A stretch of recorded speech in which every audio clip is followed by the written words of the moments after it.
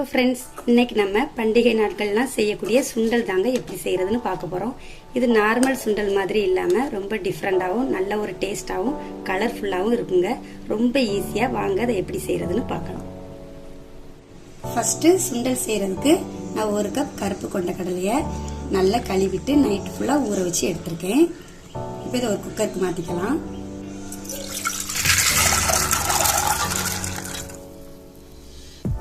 இப்போ இந்த கடலைக்கு தேவையான கொஞ்சமா உப்பு சேர்த்துக்கோங்க. கடலைக்கு மேல கொஞ்சமா தண்ணி இருந்தா போதுங்க. இப்போ இதை ஒரு 7 விசில் விட்டு வேக வச்சு எடுத்துக்குவோம்.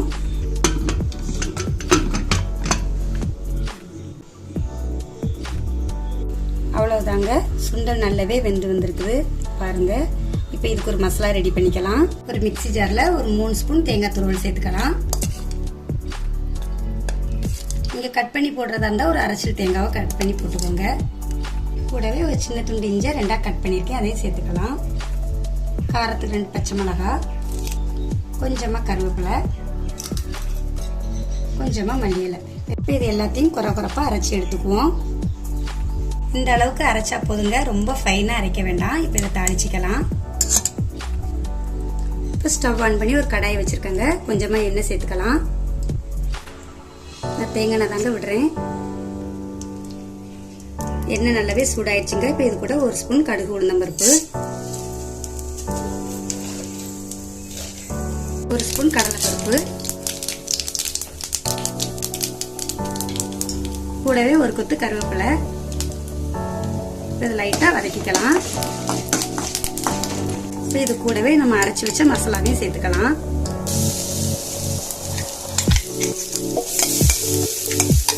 லைட்டா இதனோட பச்சை வாசனை போற மாதிரி வதக்கிக்கோங்க. ஒரு 2 நிமிஷத்துக்கு வதக்கினா போதுங்க.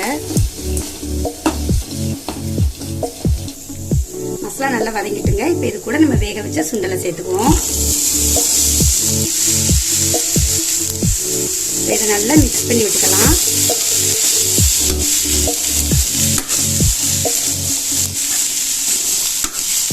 ஒரு 1 நிமிஷத்துக்கு வதக்கினா போதுங்க. இப்போ இது கூட லாஸ்ட்ல கொஞ்சமா கேரட் துருவல் சேர்த்துக்கலாம். இது கண்டிப்பா சேர்க்கணுங்கிற அவசியம் இல்லைங்க. இதை சேர்க்கிறப்போ நல்ல டேஸ்டும் நல்லா இருக்கும், நல்ல கலர்ஃபுல்லா இருக்குங்க. இதை லைட்டா மிக்ஸ் பண்ணி விட்டு ஸ்டவ் ஆஃப் பண்ணிடலாம்.